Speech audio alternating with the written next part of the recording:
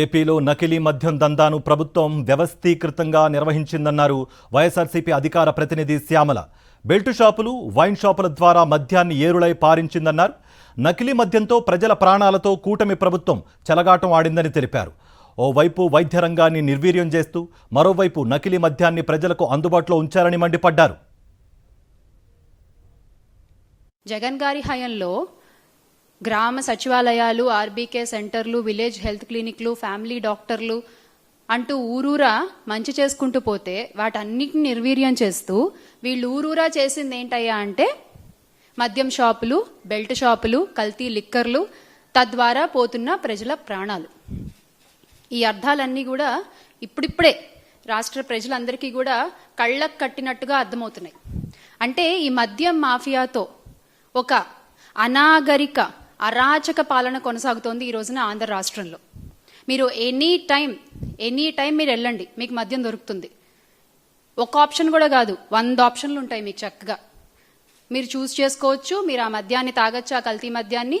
మీ ప్రాణాల బాధ్యత. మరి తర్వాత ఇంకేమవుతుందో ఆ దేవుడికే ఎరుక. ఇది రాష్ట్రంలో ఈ రోజున పరిస్థితి. అసలు 24 గంటలు ఏరులై పారుతున్న మద్యం, అర్ధరాత్రి అపరాత్రి అన్న టైం కూడా లేదు. అంటే 12 గంటలు, 1 గంటలకు కూడా మద్యం దొరుకుతుంది ఈ రోజున ఆంధ్ర రాష్ట్రంలో.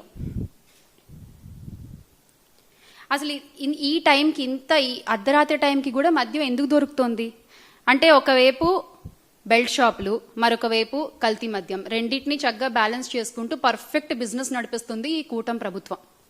దానికి తోడుగా అసలు ఈ మద్యం అనేది కల్తీదా అసలుదా తెలియని ఒక గందరగోళ పరిస్థితిలో కూడా ఈ రోజున ఆంధ్ర రాష్ట్ర ప్రజలు ఉన్నారు.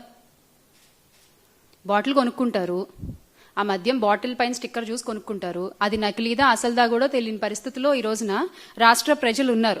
ఈ మధ్య ప్రభుత్వం ఒక జీవో విడుదల చేసింది గమ్మత్తుగా. బాటిల్ పైన ఒక క్యూఆర్ కోడ్ ఉంటుంది, దాన్ని స్కాన్ చేస్తే మీకు అసలుదా నకిలీదా మద్యం అనేది తెలుస్తుందట. అంటే స్టిక్కర్ ఒరిజినలే, పాపం స్టిక్కర్లో ఏం తప్పలేదు, స్టిక్కర్ ఒరిజినలే, కానీ లోపల మద్యం నకిలీదన్నమాట. ఇంత ఆర్గనైజ్డ్గా ప్రజల్ని మోసం చేస్తూ ఒక వ్యవస్థీకృతంగా ఈ మద్యం దందాన్ని నడిపిస్తుంది ఈ రోజు కూటమి ప్రభుత్వం.